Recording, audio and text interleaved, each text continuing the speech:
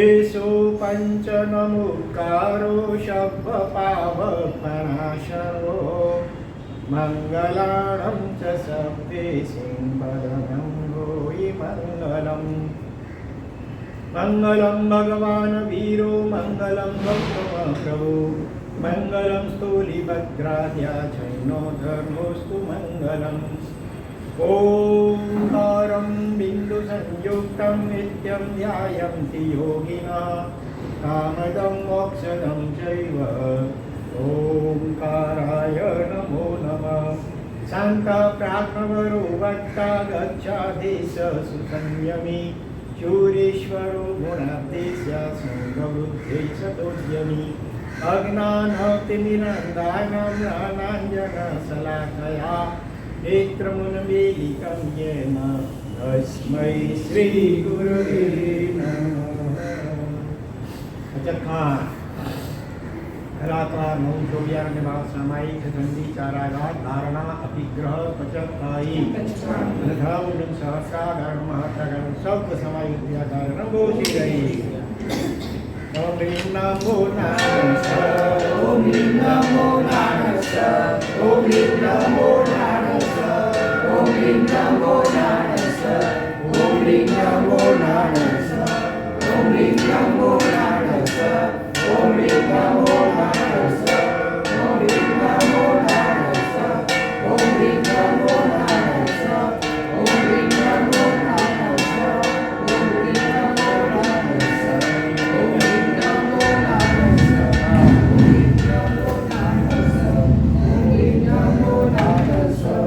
ह्रीं नमो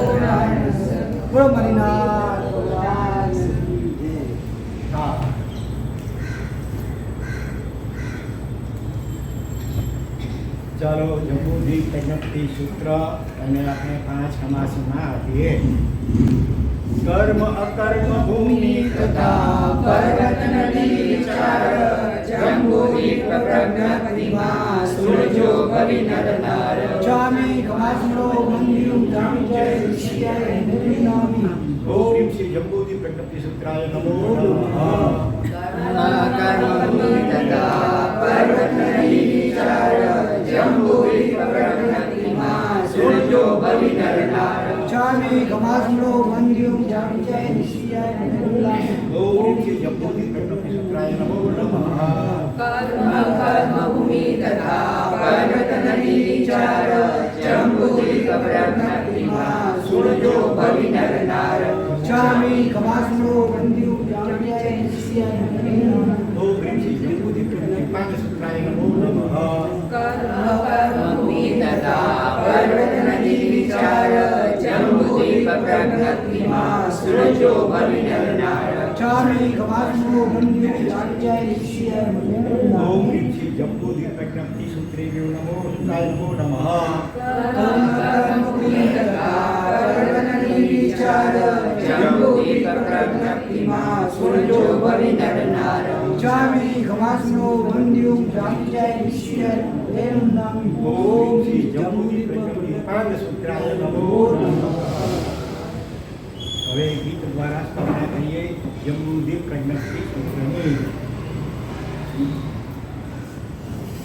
કોટી કોટી વાર તન કરું તમને વિનંતી કોટી કોટી વાર કરું તમને વિનંતી આગમ ગ્રંથો મને દેજો ખૂબ સત્ય આગમ ગ્રંથો મને દેજો ખૂબ શક્તિ કોટી કોટી વાર કરું તમને વિનંતી કોટી કોટી વાર કરું તમને વિનંતી દુનિયાના લોકો માલી ભલે ભરકાવે ભક્તિની ભરતીમાં ખોટ તો એ નાવે રોજ રોજ વધતી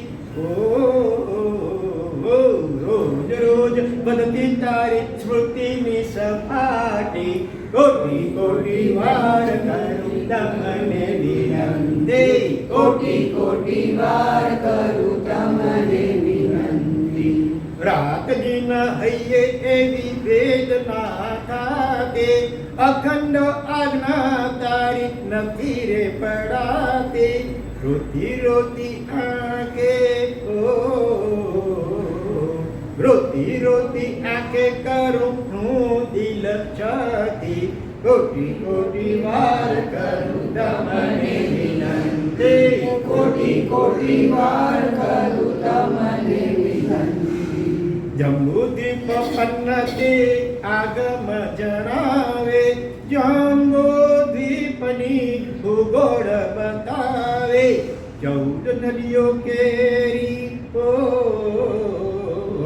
14 નદીઓ કેરી વાતો મોટી, કોટી કોટી વાર કરું તમને વિનંતી, કોટી કોટી વાર કરું તમને વિનંતી.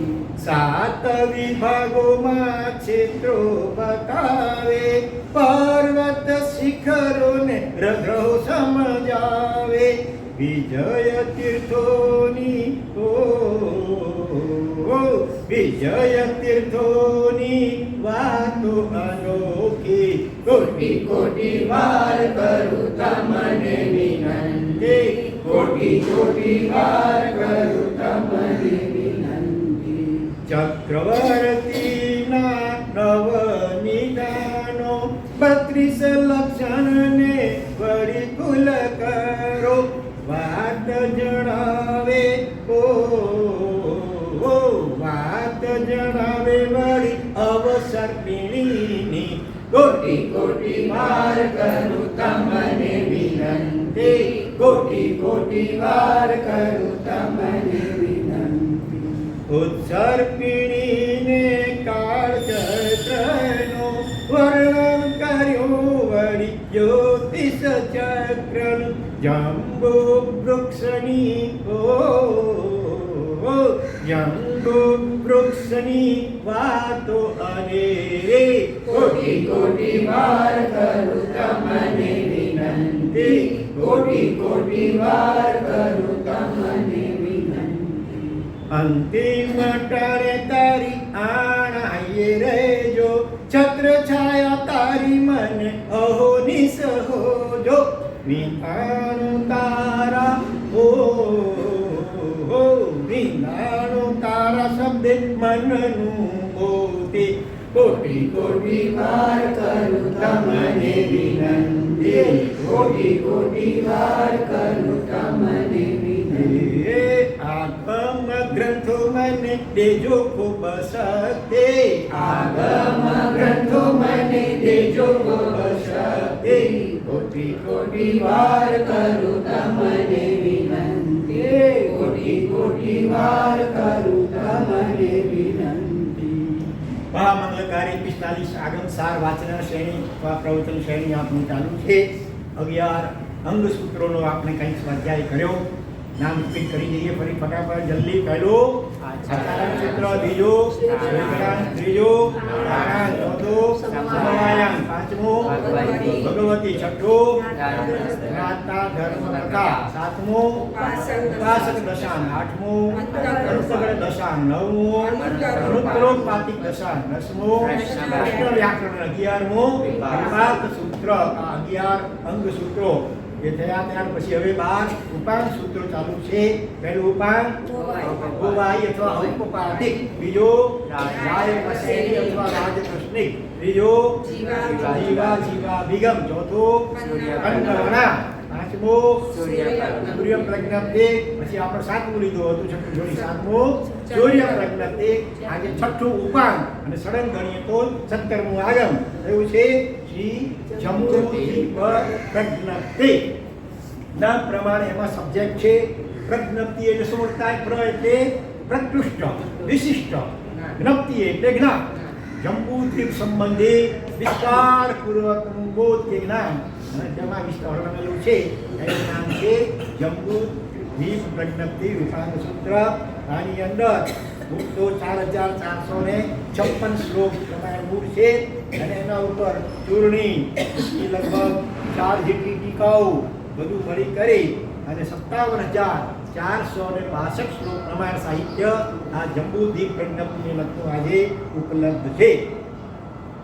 શાંતિચંદ્ર વાચક એમણે 18,000 શ્લોકમાં ટીકા રચી છે. મલય વિસુરી મહારાજે પણ ટીકા રચી હતી, પણ અત્યારે કાલક્રમે ઉપલબ્ધ નથી. કોઈ પૂર્વાચાર્ય ભગવતી જૂની પણ રચી છે. પછી ઉપાધ્યાય ધર્મસાગરજી મહારાજે પણ 18,352 શ્લોક પ્રમાણે ટીકા. પછી પુણ્યસાગરજી મહારાજની પણ 13,275 શ્લોક પ્રમાણે ટીકા છે. અને બ્રહ્મર્ષિ ગણીની પણ 1,500 શ્લોક પ્રમાણે ટીકા છે. બધું મળીને 57,462 શ્લોક પ્રમાણે સાહિત્ય આ જંબુદ્વીપને લગતું આજે ઉપલબ્ધ છે. પણ એ બધાનો સાર મહાપુરુષોએ કૃપા અને કરુણા કરી 1444 ગ્રંથરત્ન પ્રણેતા તો હરિભદ્ર સુરી મહારાજાએ એમણે 4 પ્રકરણ કહેવાય છે ને, જે 5 પ્રતિક્રમણ શીખી ગયા પછી 4 પ્રકરણનો અભ્યાસ કરાવે. જીવ વિચાર, નવ તત્વ, દંડ, ચોથું લઘુ સંગ્રહણી. લઘુ એટલે નાની, બીજી મોટી બૃહદ સંગ્રહણી પણ છે. લઘુ એટલે નાની સંગ્રહણી, અને એ પણ એનું નામ છે જંબુદ્વીપ સંગ્રહણી. કેટલી ગાથા છે એમાં? માત્ર 30 ગાથા. માત્ર 30 ગાથામાં આખું આ વિશાળ હજારો શ્લોક પ્રમાણ જે આ જંબુદ્વીપનું સાહિત્ય એનો સાર હરિભદ્ર સુરી મહારાજાએ કરુણા કરી 30 ગાથાની અંદર એનો સાર સમાવેશ કરી દીધો છે. આની અંદર 7 વક્ષસ્કાર છે. એ વક્ષસ્કાર એટલે ચેપ્ટર, અધ્યાય, અધ્યયન જે કહો. જો અધ્યાય કે અધ્યયન કે પ્રકરણ કે ચેપ્ટર, એને મને અલગ અલગ શબ્દો ક્યાંક આવ્યા, પ્રાભૃત શબ્દ આવ્યા, અને આગળ પ્રતિપત્તિ શબ્દ આવે, અને અધ્યાય કે અધ્યયન તો આવે છે. તો અહીંયા કુદરતી વક્ષસ્કાર એ શબ્દ પ્રયોગ કરેલો છે. એટલે કે 7 વિભાગ આની અંદર છે. અને પહેલા વિભાગની અંદર ખંડ, આ જંબુદ્વીપ એની લંબાઈ પહોળાઈ કેટલી છે? અહીંથી માંડીને ત્યાં સુધી વ્યાસ કહેવા. આ સેન્ટ્રલ કેન્દ્રમાં મેરુ પર્વત છે. કોઈ પણ વર્તુળાકારે હોય એનો કેન્દ્રમાંથી પસાર થઈ અને સામે બંને છેડે આને પરિઘ કહેવાય, ઘેરાવો. આ ગોળ છે તે ઘેરાવો અથવા પરિઘ. તો એ સેન્ટરમાંથી પસાર થઈ અને બંને છેડે સામે ક્યાંય પણ આમ મળે તો એને કહેવાય વ્યાસ, અથવા અંગ્રેજીમાં શું કહેવાય? ડાયામીટર. ડાયામીટર એટલે વ્યાસ. એ કેટલો છે જંબુદ્વીપનો ડાયામીટર અથવા વ્યાસ? 1 લાખ યોજન. અને 1 યોજન એટલે પ્રમાણાંગુલના માપ પ્રમાણે લગભગ 3600 માઇલ, કિલોમીટરની પણ માઇલ ગણવામાં આવે છે. એના ઉપરથી અનુમાન કરો કેટલા કિલોમીટર, કેટલું વિશાળ છે આ જંબુદ્વીપ. ખાલી તીર્ષા લોકની અંદર તો મધ્ય લોકમાં કેટલા દ્વીપ સમુદ્રો છે? અસંખ્ય દ્વીપ સમુદ્રો. એક નામવાળા પણ પાછા અસંખ્ય દ્વીપ સમુદ્રો છે. એક સમુદ્ર એકબીજાને વીંટળાઈને રહેલા છે. અને એક નામવાળા પણ પાછા અસંખ્ય દ્વીપો અને સમુદ્રો છે. એમાં સૌથી કેન્દ્રમાં કોઈ દ્વીપ હોય. દ્વીપ એટલે જેની ચારે બાજુ પાણી હોય અને વચમાં જમીન હોય, એને શું કહેવાય? દ્વીપ સંસ્કૃતમાં. અને ગુજરાતમાં શું કહેવાય? બેટ કહેવાય. બેટ તો રમવાનું હોય, ક્રિકેટ રમવાનું. બેટ નહીં પણ બેટ. બરાબર? બેટ તો ક્રિકેટ રમવાનો બેટ હોય. બેટ અથવા ટાપુ પણ એને કહેવાય છે. બરાબર? ચારે બાજુ પ્રાણીને વચમાં જમીન. જો દ્વીપમાં દ્વિ છે ને, દીર્ઘ લખવાનો હંમેશા. જો રસ્વ દ્વીપ કરો દ્વીપ તો શું અર્થ ખબર છે? દ્વીપ એટલે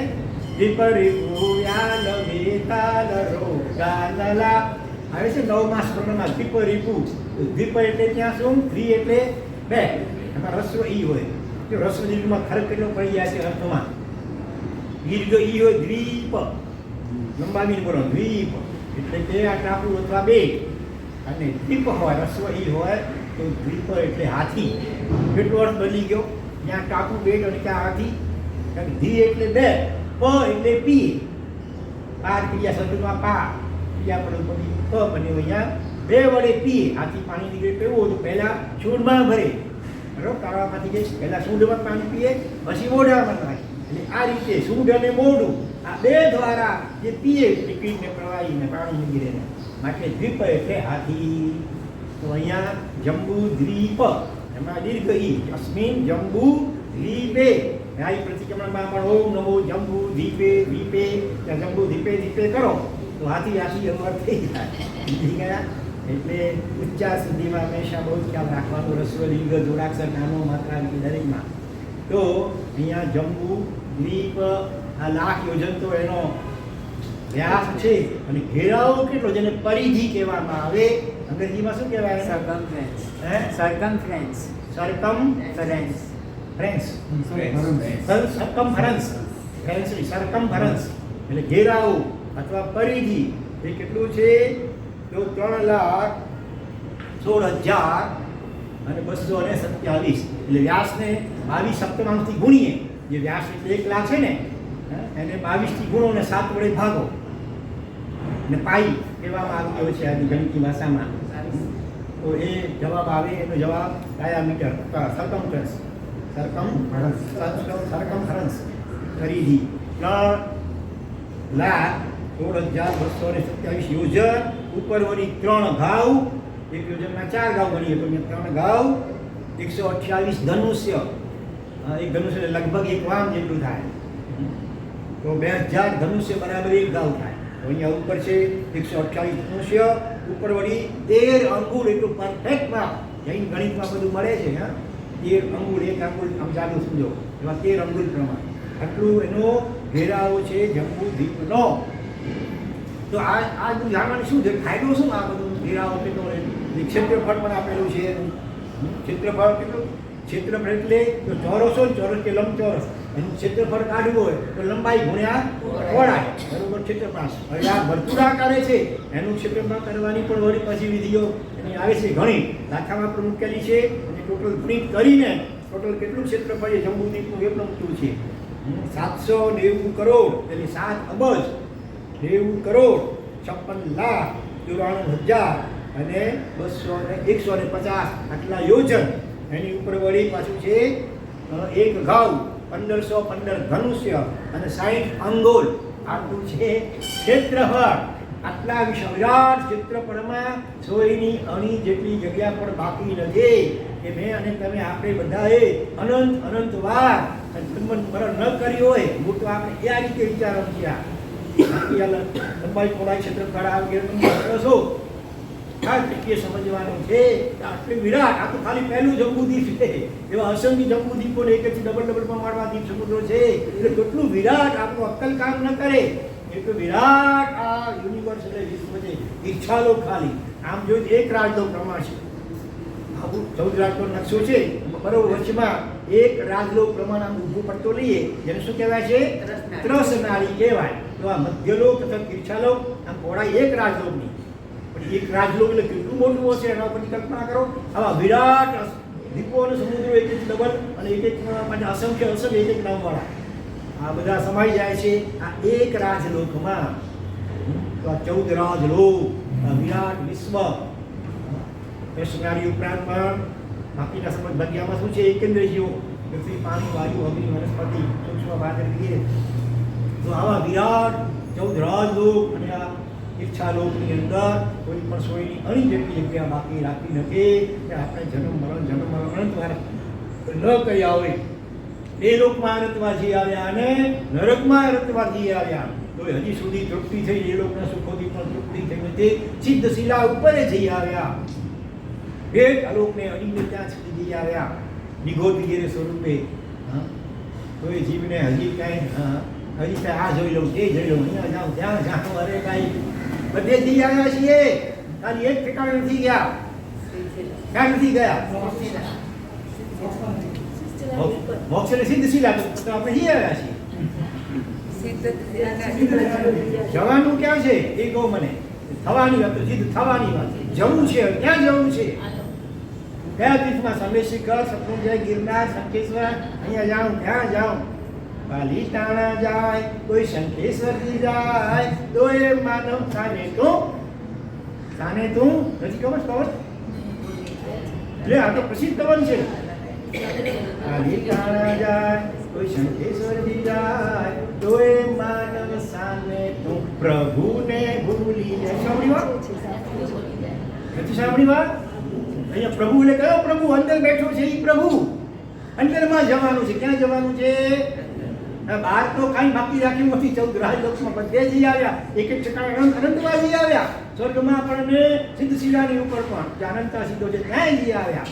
હવે આપણી કુતૂહલ વૃત્તિઓ બધી એકચ્યુઅલી શાંત થઈ જઈએ. આ જવાનું બાકી, ત્યાં જવાનું બાકી છે. બધે જઈ આવ્યા. નથી ગયા તો અંદરમાં હતી ગયા. પોતાની અંદરમાં, પોતાની જાતમાં પોતા આત્મામાં આપણે ઠર્યા નથી. હવે ત્યાં જવાના મનોરથ કેળવવાના છે, ભાવ કરવાના છે, બરોબર. તો એ આ વૈરાગ્ય કેળવવામાં ઉપયોગી થાય. ભાઈ મુખ જે બહાર જા કુતુહલ વૃત્તિ છે ને એ શાંત કરવામાં આ જ્ઞાન સમજણ સૂત્રનાથ પણ ઉપયોગી થાય. એ જીવ આવા વિરાટ વિશ્વની અંદર જોતે જોઈની અણી જેટલી બાકી જગ્યા હતી રાખી બધું જોઈ આવ્યો, અનુકૂળ સ્થળો જોઈ આવ્યો અને પ્રતિકૂળ નરકમાં જી આવ્યો. હજી તમે નરક થઈ હજી જવું છે બીજી વાર નરકમાં નિગોડમાં એક ભયંકર વેદના હોય છે, એનું વર્ણન પણ શાસ્ત્રોમાં અવારનવાર તમે સાંભળો છો. અહીંયા જરાક દુઃખ, જરાક ઠંડી, જરાક ગરમી, જરાક પ્રતિકૂળતા, જરાક અચ્છા કાંઈ સહન થતું નથી. તો નરકમાં તો એવી ભયંકર વેદનાઓને કેવા ત્રાસ હોય છે, કેમ સહન થશે? એટલે એ રીતે પ્રશસ્ત કોટીનો ભય પણ ઉપયોગી છે. દુઃખો નથી ગમતા, દુઃખોનું કારણ છે પાપ. પાપથી ભય લાગવો જોઈએ અને આખા ભવ ભ્રમણથી ભય લાગવો જોઈએ. ભવ ભ્રમણનો થાક લાગવો જોઈએ. થાક લાગતો હજી નથી, બધું ભૂલી ગયા. ઉવા કરીએ બારની પોતાની સાથે એ બધું ઉવા ગર્ભમાં જ વચનો ભગવાનને આપેલા જે ભૂલી ગયા છીએ તો ફરી પાછું એ યાદ કરવા માટે શાસ્ત્રકારો તો નાની ભગવંતો નવરા હતા આ બધું લખવા માટે કે આનું ક્ષેત્રફળ આટલું ને લંબાઈ પહોળાઈ આટલી છે ને આની ઊંચાઈ એટલી ને આટલા પર્વતો ને આટલી નદીઓ ને આ બધું લખવા પાછળનું પ્રયોજન શું? આ વૈરાગ્ય ભાવ કેળવવા માટે છે ભાઈ. તો ઉપયોગી માત્ર માહિતી જ્ઞાન ભેગું કરી લઈએ અને પોતાની યાત્રાઓ મને બહુ જ્ઞાની થઈ ગયો કે માની લઈએ તો એ ભ્રમણા ભ્રાંતિ થઈ જાય. તો અહીંયા ભગવાન સર્વજ્ઞ હતા એની બી નિશાની છે ને. હા, તો આ લંબાઈ ઘોડા છે, પરિધિ ક્ષેત્રફળ થયું. પછી આવે છે ક્ષેત્રો, જેમાં મનુષ્યો વગેરે રહેવા માટેના ક્ષેત્રો કેટલા છે જંબુદ્વીપની અંદર? તો કે 7 ક્ષેત્રો છે. કેટલા ક્ષેત્રો? 7 ક્ષેત્રો છે. એમાં 3 ક્ષેત્રો જે છે એ કર્મભૂમિ તરીકે ઓળખાય છે અને બાકીના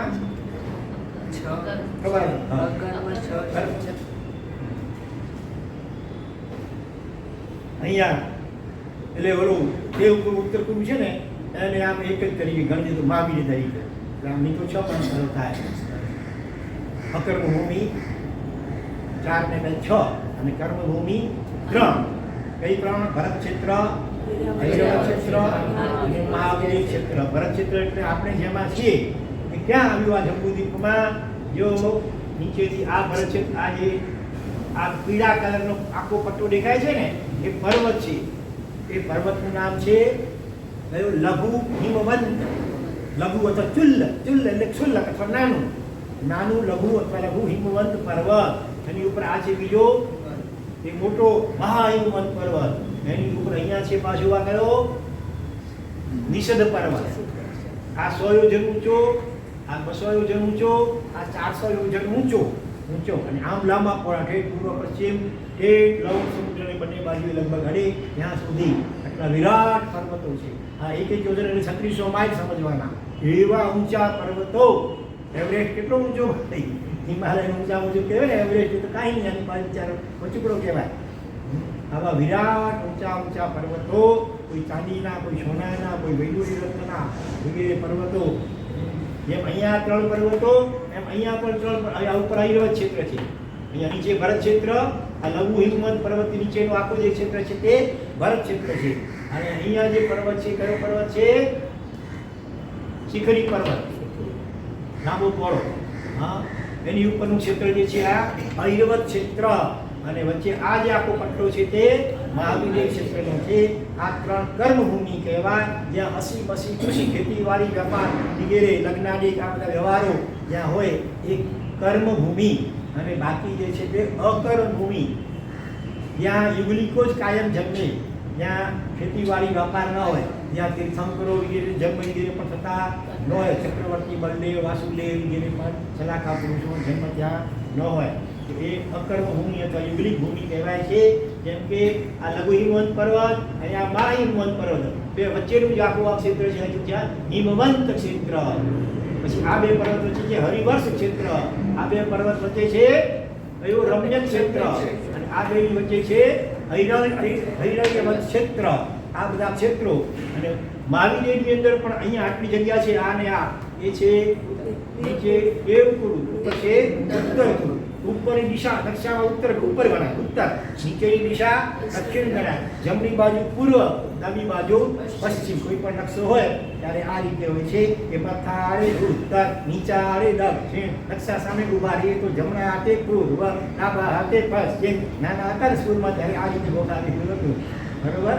મથાળે ઉત્તર, નીચાળે દક્ષિણ. કાશ્મીર નકશા, ભારતના નકશામાં કાશ્મીર ઉપર આવ્યું ને, તો મથાળે ઉત્તરમાં છે, નીચાળે નીચી બાજુ બધું આ આંધ્રપ્રદેશ હતું, કન્નડ વગેરે, તામિલનાડુ વગેરે નીચે દક્ષિણમાં, જમણા બાજુ પૂર્વ એટલે બિહાર અથવા શું કહેવાય આસામ વગેરે એ પૂર્વમાં. અને આપણે કચ્છમાં હોઈએ તો એટલે દિશા કહેવાય પશ્ચિમ દિશા કહેવાય, આ તરફ પશ્ચિમ. તો આપણે ક્યાં છીએ અત્યારે આમાં હવે જોવાનું છે. આપણે છીએ ભરત ક્ષેત્રની અંદર. તો ભરત ક્ષેત્રના પાછા 6 ટુકડા, 6 વિભાગ પડી જાય છે, જેને 6 ખંડ પૃથ્વી કહેવામાં આવે છે. ચક્રવર્તી જેને જીતે છે ત્યારે ચક્રવર્તી 6 ખંડ પૃથ્વીએ જીતે ત્યારે એ ચક્રવર્તી બની શકે. તો 6 વિભાગ, 6 ટુકડા શેને કારણે થાય? એક છે આ જો પીળા કલરનો નાનો પર્વત દેખાય છે, એનું નામ છે વૈતાડ્ય પર્વત, અને એ એટલો 50 યોજન ઊંચો છે.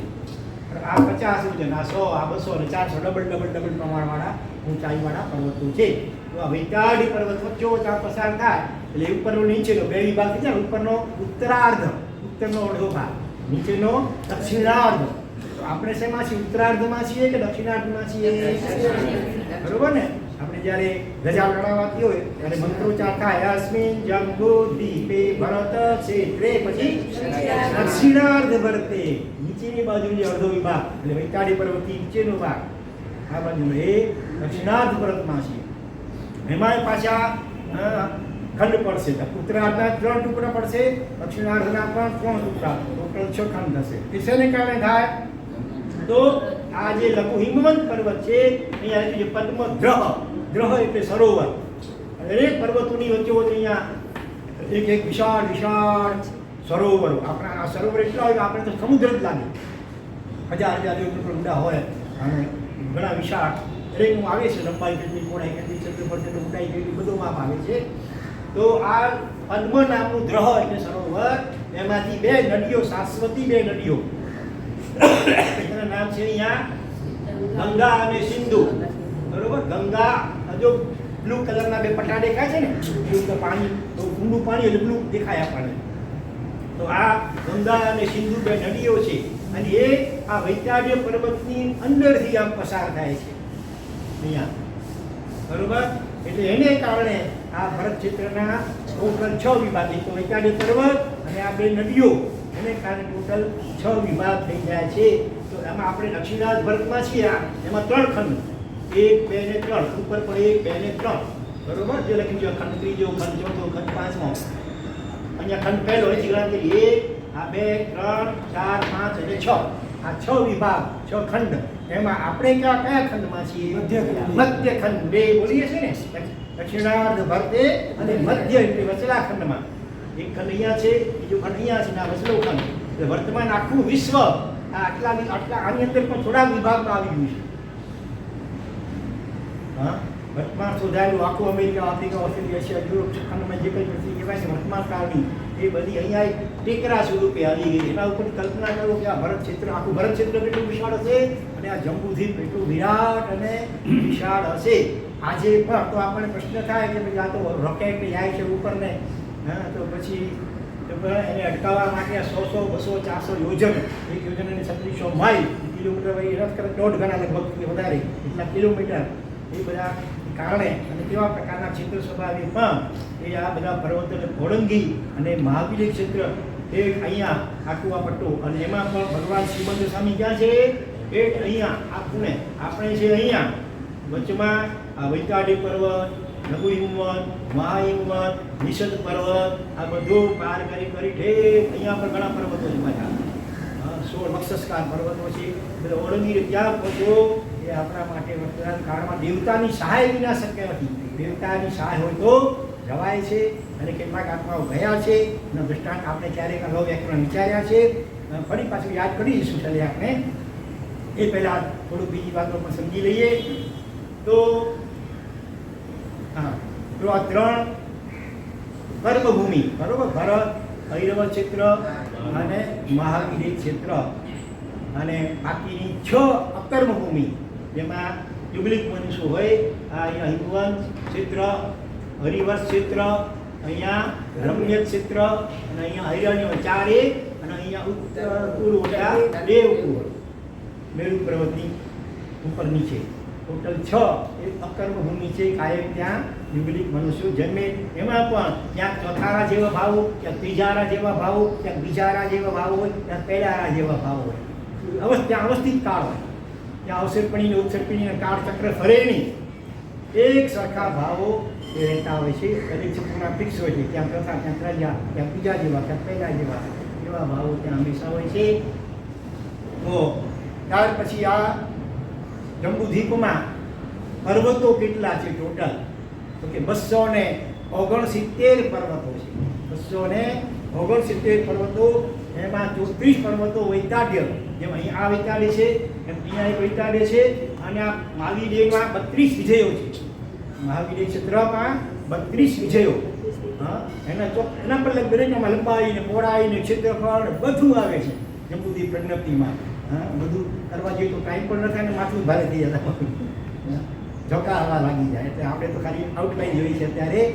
તો 32 દીર્ઘ વૈતાડ્ય, દીર્ઘ એટલે લાંબા, અને બીજા 4 વૈતાડ્યો વૃત્ત વૈરાગ્ય. વૃત્ત એટલે ગોળ, ગોળાકાર હોય છે.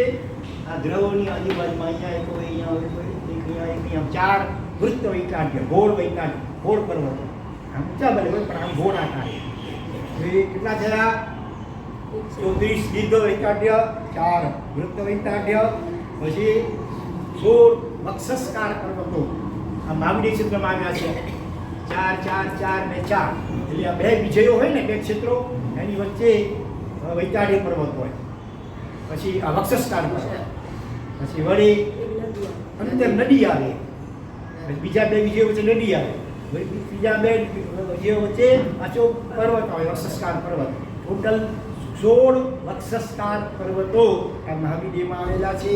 પછી બીજા 2 ચિત્ર અને વિચિત્ર, અને બીજા 2 યમક આ આવેલા છે દેવકુળ અને ઉત્તરકુળમાં પર્વતો. પછી આવે છે 200 કનકગીરી અથવા કંચનગીરી.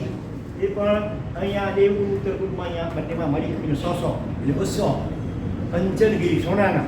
દરેકની લંબાઈ પહોળાઈ ક્ષેત્રફળ ઊંચાઈ બધું આવે છે. દરેકના નામ પણ આવે છે. પછી આવે 4 પર્વતો ગજદંત, હાથીના દાંત જેવા. આમ આગળ પહોળા હોય ને પછી ધીરે ધીરે આમ સાંકડા થાય અને થોડાક આમ વળાંકવાળા હોય. ત્યાં હોય આ મેરુ પર્વત છે ને, એની 4 બાજુ 1 2 3 અને 4 નીચે પહોળા હોય અને ઉપર આમ સાંકડા થતા જાય અને આમ થોડા વળાંકવાળા. એવી રીતે એ જે 4 પર્વતો છે ને, એની વચ્ચેનું ક્ષેત્ર ઉપર છે તે દેવ ઉત્તર પૂર્વ, નીચેનું છે તે દક્ષિણ પૂર્વ કહેવાય. 4 ગજદંત પર્વતો. સૌથી કેન્દ્રમાં તો મેરુ પર્વત મોટો, લાખ વજનનો. અને બીજા 6 વર્ષધર પર્વતો. આ વર્ષ એટલે ક્ષેત્રો, એની સીમામાં આવે આ લોહિતવન, મહાહિમવન, શિખરી ને રમ્યક, આ બધા આ કયા કહેવાય? આપણે વર્ષધર પર્વતો.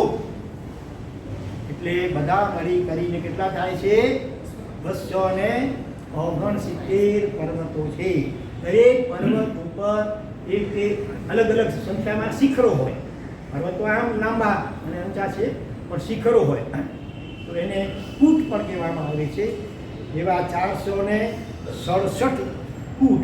કોઈ પર્વત ઉપર 4 કૂટ, કોઈ ઉપર 7, કોઈ ઉપર 8, ક્યાંક 9 ને ક્યાંક 11. દરેકના અલગ અલગ વિસ્તારથી વર્ણન છે. ટોટલ બધા મળીને 467 કૂટો છે. એમાં 61 પર્વતો, એના ઉપર શું છે?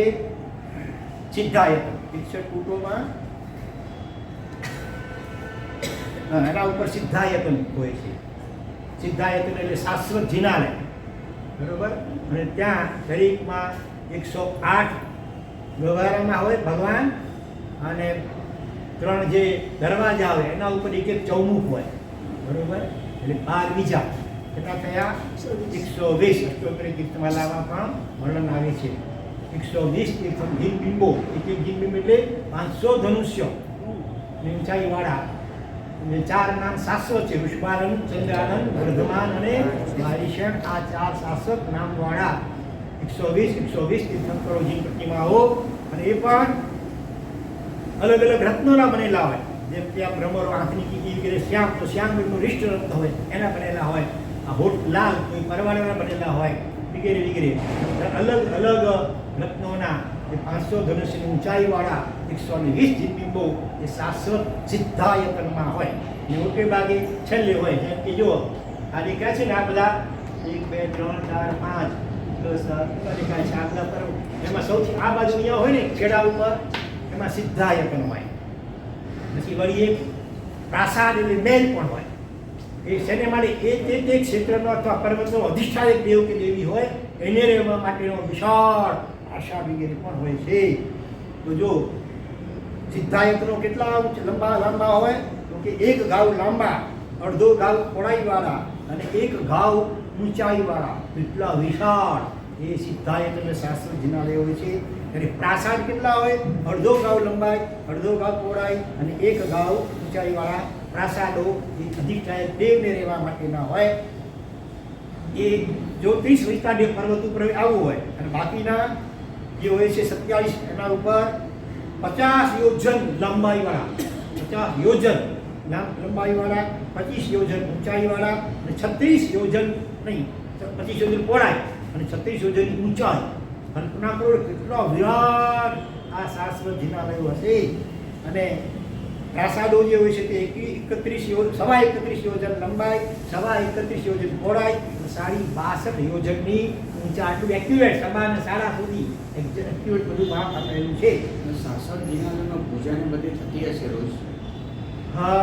ત્યાં દેવતાઓ કરતા હોય છતાં દેવતાઓ પણ થતી હોય કે કદાચ એક્ઝેક્ટ નથી કહી શકતા, કદાચ રોજ ન પણ હોઈ શકે. ખાસ કરીને જ્યારે કલ્યાણકના પ્રસંગો વગેરે હોય ત્યારે થતું હોય, અથવા ત્યાં જે દેવતાઓના પણ મેલ છે અને એ બી કરતા સમજી શકે. પછી એ સિવાય ભૂમિકૂટ એટલે પર્વતની નીચે શિખર જમીન ઉપર એવા 60 ભૂમિકૂટ, એમાંથી 34 ઋષભકૂટો છે.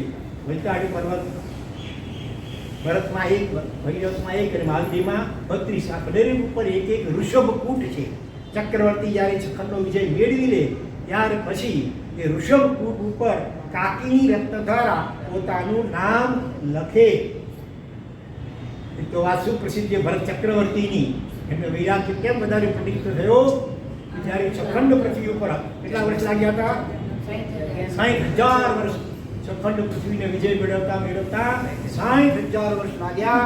અને ત્યાર પછી જ્યારે પોતાનું કેટલા લાખની ઘોડામાં સૈનિકો મૃત્યુ થયું હશે. અને આ લોહીની કહેવાય નદીઓ જાણે કેવી હોય. અને છેલ્લે જ્યારે નામ લખવા ગયા ત્યારે જોયો વિશાળ ઋષભકૂટ પણ બહુ મોટા વિશાળ, અને એવા એ ઋષભકૂટ ઉપર બધું હાઉસફુલ. ત્યાં જગ્યા નહોતી નામ લખવા માટે.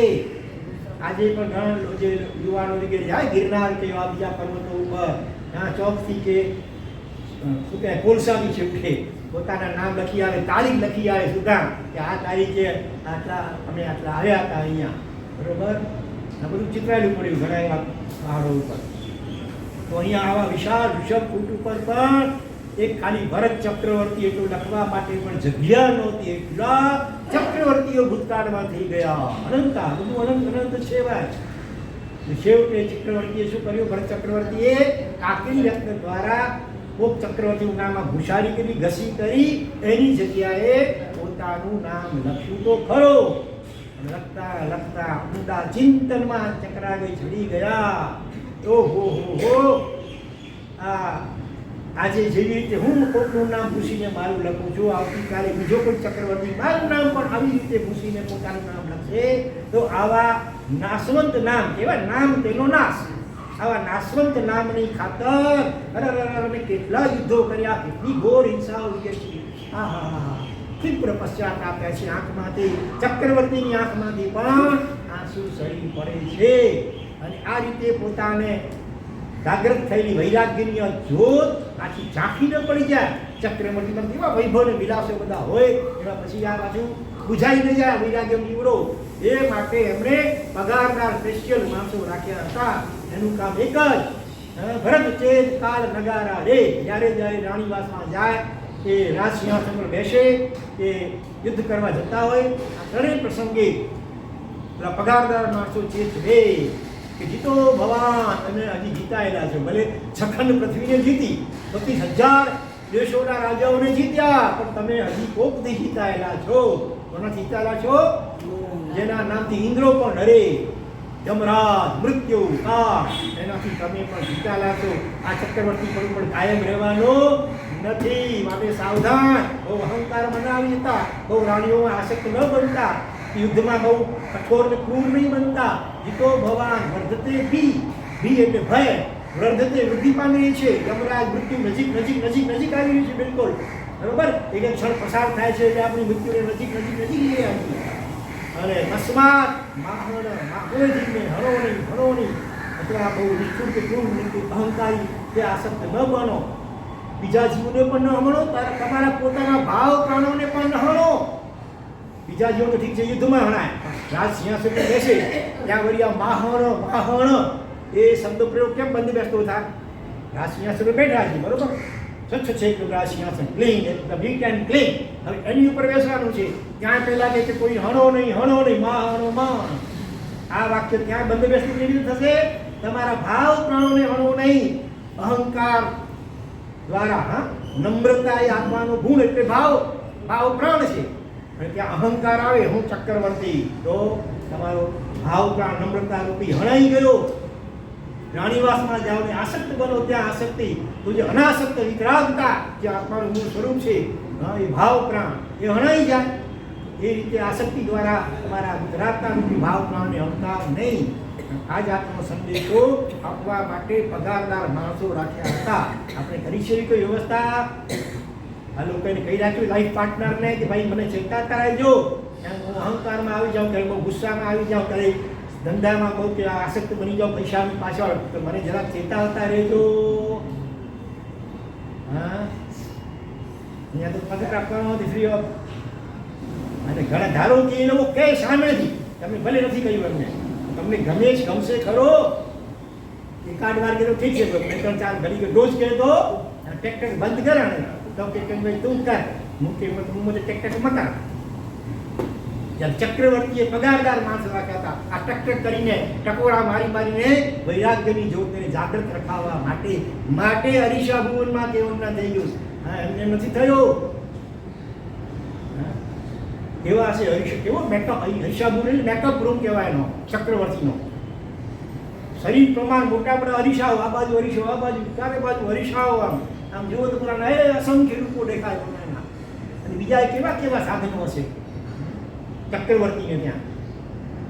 અને છતાં ત્યાં કેવળ ન થઈ ગયું. બોલો, આંગળીમાંથી વીંટી ઉતરી અને ચિંતનમાં ચડી ગયા. તેઓ આ બધું પણ પૂછીની બધી શોભા અને પોતાની શોભા નહીં એમ કરતા એ ભાવધારામાં ચડ્યા કે અરીસા ભુવનમાં એમને તો કેવળ જ્ઞાન થયો.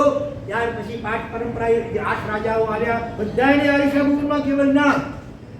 અને એનું નાટક ભજાવનાર પેલા આષાઢ ભૂતિ નટ એને કેવળ નહીં. બોલો, એવી ઘટનાઓ છે આ બધી. તો આ ભરત ચક્રવર્તી પછી આમાં તીર્થો છે કેટલાક. તીર્થ એટલે આ શત્રુંજય એવા તીર્થો એની વાત નથી. તીર્થ શબ્દ અનેક અર્થમાં વપરાય. શત્રુંજયાદી તીર્થ, ચતરી સંરૂપી, જંગમ તીર્થ પણ કહેવાય. પ્રથમ ગણધરને પણ તીર્થ કહેવાય. તારી તે તીર્થ, દરેક તીર્થનો પ્રથમ ગણધર એ પણ તીર્થ કહેવાય. ભગવાનનું શાસન એ પણ તીર્થ છે. દ્વાદશાંગી એ પણ આગમો બધા એ પણ તીર્થ છે. એવી રીતે નદી કે સમુદ્ર હોય એમાં અંદર જવાની જે યોગ્ય જગ્યા હોય જ્યાં ત્યાં અંદર ડૂબી જાઓ. અમુક જગ્યાએ પાણી ઓછું હોય ને ધીરે ધીરે આમ ઢાળ હોય, એને પણ તીર્થ કહેવામાં આવે છે. એવા 3 તીર્થો અહીંયા હોય. જંબુદ્વીપ આપણે લવણ સમુદ્ર પાસે અહીંયા માગધ, વરદામ અને પ્રભાસ. અહીંયા પ્રભાસ, વચ્ચે વરદામ, અહીંયા માગધ. અહીંયા ક્યાં 3 શબ્દો બરોબર. તો ચક્રવર્તી સૌથી પહેલા માગધ તીર્થ પાસે જ્યાં છક્કાનો વિજય પડાવ નીકળે ને, પહેલો પડાવ લશ્કરનો માગધ તીર્થ પાસે કરે અને પોતે 4 ઘોડાઓ રથમાં બેસી કરે. સમુદ્રના પાણીમાં અડધા પૈડા રથના ડૂબે એટલા પાણીમાં અંદર જાય. ત્યાં ઉભા રહીને ચક્રવર્તી એક બાણ છોડે પોતાનું નામ એમાં લખેલું હોય કે 12 યોજન દૂર કેટલું બાણ એટલી તાકાત હોય ચક્રવર્તીની.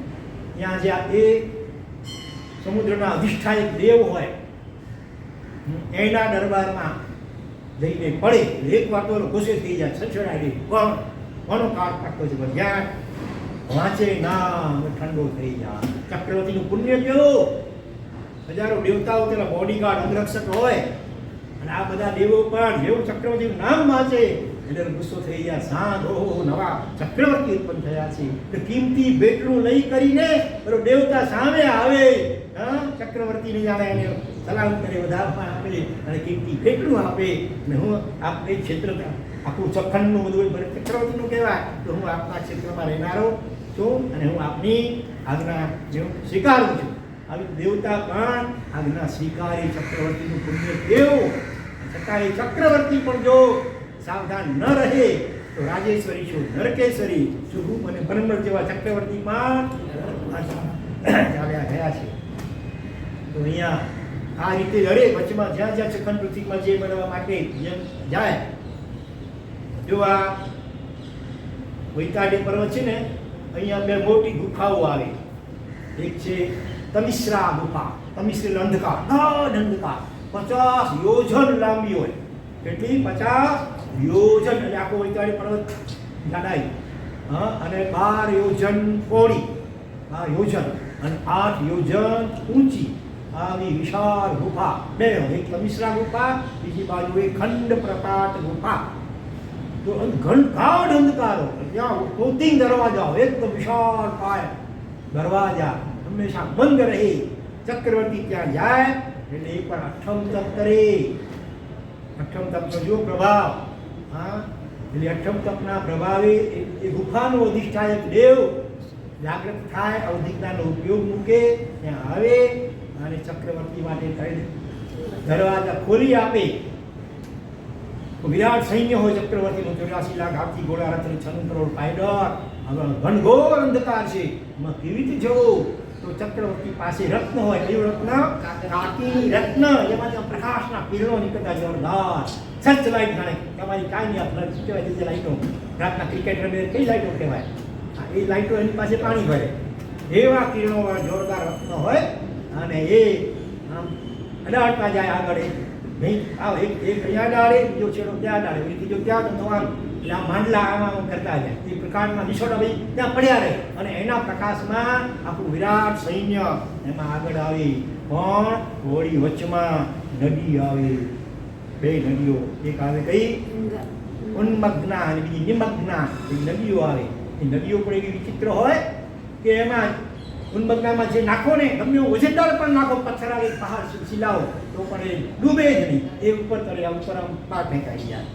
અને નિમગ્નામાં તમે હલકામાં હલકી વસ્તુ અહીંયા સારી રાખો ને, એ અંદર ડૂબી જાય. માણસ કે જે પણ જાય અંદર ગમડોમાં અંદર ડૂબી જાય, એ બહાર નીકળી ન શકે. એવા વિચિત્ર સ્વભાવવાળી આ બે નદીઓ હોય છે. ચક્રવર્તીનું પુણ્ય એવું હોય, બધી કાંઈક દેવની વસ્તુ કરી આપે ને એમાંથી પણ આખું સૈન્ય પાર થઈ જાય. અને સામે બીજા જે 3 ખંડો હોય ને, આ વૈતાડી પરથી ઓલી બાજુ ઉત્તરાર્ધમાં જે 3 ખંડો છે, એ ત્યાં કેટલામાં તો આદિવાસી મ્લેચ્છો ને એવા બધા અનારી માણસો મોટે ભાગે રહેતા હોય. મોટા ભાગના તો રાજાઓ ચક્રવર્તીને તરસ હવે આવી જ જાય, પણ આ બધા જંગલીને અનાળીને આદિવાસી એવા લોકો હોય એકાદ એ સામનો કરવા તૈયાર થઈ જાય. યુદ્ધ પણ થાય કેટલીક વાર, પણ આખરે ચક્રવર્તી ચક્ર દેવાધીશ, હજારો દેવતાઓથી અધિષ્ઠિત જલ લેવા તેજોમાં ચક્રરત્ન હોય, એની આગળ કોઈ ટકી ન શકે. અને એ રીતે અનુક્રમે પછી એક 6 ખંડ પૃથ્વી કેટલી વિશાળ હશે કે જેને જીતતા 60,000 વર્ષ લાગી ગયા. આટલું વિરાટ સૈન્ય, આટલા દેવતાઓની સહાય, આવું ચક્ર રત્ન, હસ્તી રત્ન હોય, અસર રત્ન એટલે અજોડ કોટીનો, હાથી પણ દેવાથી જોઈએ, ઘોડા વગેરે બધું. અને છતાં એને 60,000 વર્ષ લાગી ગયા. કેટલું આ વિરાટ પૃથ્વી હશે ભરત ક્ષેત્રના 6 ખંડની. અને એવું સામે ઐરાવત ક્ષેત્ર, એ પણ 6 ખંડ, એટલું જ 526 યોજન અને ઉપર 519 એટલે એને 6 કળા કહેવાય. 19 એક યોજન 19 થી ભાગીએ ને, અને એક ભાગને કળા કહેવાય. એટલે 526 યોજન અને 6 કળા એટલું પ્રમાણ આ ભરત ક્ષેત્રનું છે, એટલું જ પ્રમાણ છે આ ઐરાવત ક્ષેત્રનું પણ છે. અને મહાવીરનું એક એક વિજય એ કંઈક નથી લગભગ 4 ગણું અંદાજી સમજી લો એટલા વિશાળ આ બધા મહાવીર ક્ષેત્રના પણ વિજયો હોય છે. તો ત્યાર પછી શ્રેણી વૈતાલી પર્વત હોય છે ને એની ઉપર વિદ્યાધરોની શ્રેણી નગરોની લાઈન કતાર 50 એક બાજુ 60 બીજી બાજુ નગરો એટલે 110 નગરો. જ્યારે ઋષભદેવ ભગવાને બધા પુત્રોને રાજ્ય વેચી કરી અને દીક્ષા લીધી એ વખતે ભગવાનના પૌત્ર નમી અને વિનમી એ કુદરતી ક્યાંક પરદેશ ગયા હતા એટલે રહી ગયા. હવે કરવું શું? તો આપણે તો રાજ્ય ઋષભદેવ ભગવાન આપણે દાદા પાસેથી લઈશું. દાદા તો ઉભા છે અપાણ ઓછી રાની. ત્યાં નમી અને વિનમી પૌત્રાઓ શું કરે છે? સેવામાં રાતના પણ તલવાર કે શસ્ત્ર લઈને ઉભા કે હિંસક પ્રાણીઓ વગેરે દાદાને હેરાન ન કરે એટલા માટે ઘાસ મચ્છર વગેરે ઉડાડે ઇત્યાદિ પ્રકારે દાદાની ભક્તિને સેવા કરી રહ્યા છે. દાદા તો હવે વિતરાગ થવા માટે નીકળેલા છે. સતત અપાણ ઓછી રામી નથી રાગ નથી દ્વેષ. હજી ભલે વિતરાગ નથી બન્યા પણ વિતરાગ દિશામાં સાધના કરી રહ્યા છે. પછી હવે એમ નથી કે આ મારા પોતરા સંસારી એવો ભાવ પણ ત્યાં નથી. નિરંતર આત્મધ્યાનમાં લીન રહે છે. ભગવાનના પુણ્ય પ્રભાવે ભગવાનના ભક્ત એવા સમ્યક દ્રષ્ટિ ઇન્દ્ર ત્યાં આવે છે.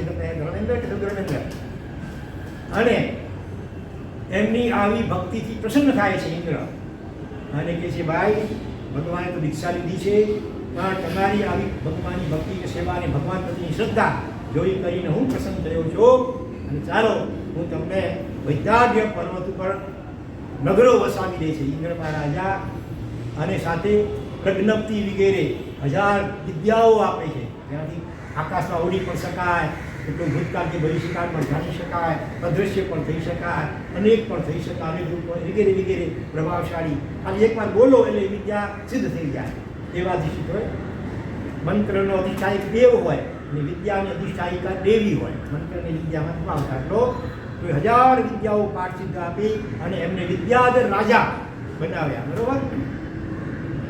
આ રીતે વિદ્યાધરોની શ્રેણી દરેક વૈતાડ્ય પર્વતો ભરત ક્ષેત્રમાં અને હૈરવત ક્ષેત્રમાં પણ અને એવી રીતે ભાવિદેવના ક્ષેત્રોમાં દરેકમાં વિદ્યાધરોના નગરો હોય છે અને સાથે સાથે આભિયોગિક દેવતાઓ તિર્યક ઝુંબક દેવો એના પણ નગરો ત્યાં હોય છે. ત્યાંથી થોડો ઉપર જઈએ ત્યારે વિદ્યાધર પર્વતમાં પણ અલગ અલગ ખાંચાઓ હોય. ઉપર જઈએ ત્યારે આભિયોગિક દેવો તિર્યક ઝુંબક દેવો એના પણ નગરો હોય છે. તિર્યક ઝુંબક દેવતાઓનું શું કામ હોય છે ખબર છે ને? શું કામ હોય?